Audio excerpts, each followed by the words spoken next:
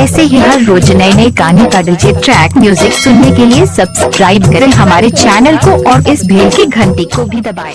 पत्थर पीसकर कभी मैदान नहीं हुआ, करीम बाबू हाईटेक को हराने के लिए ऐसा कोई माई का लाल पैदा नहीं हुआ।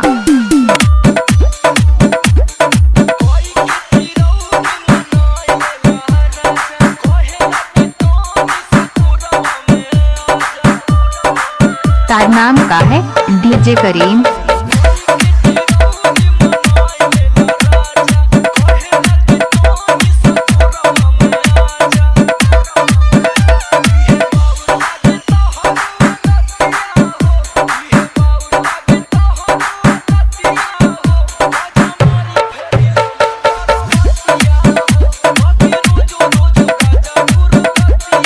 आपका नाम क्या है? डीजे करीम करीम करीम करीम करीम।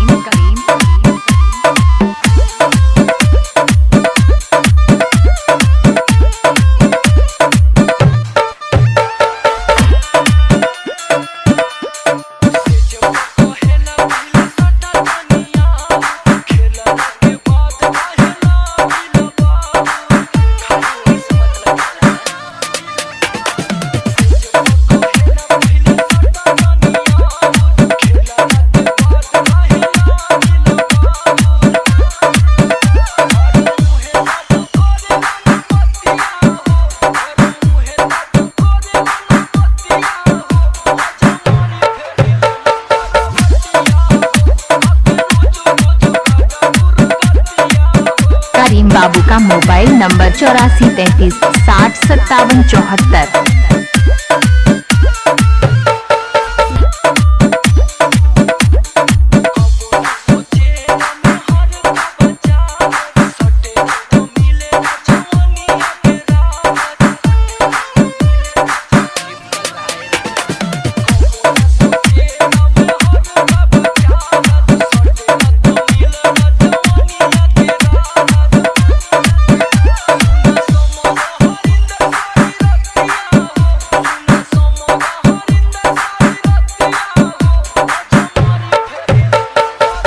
अपने नाम का डीजे बनवाना है, डीजे मिक्सिंग सीखना चाहते हो? Mobile number 8433605774।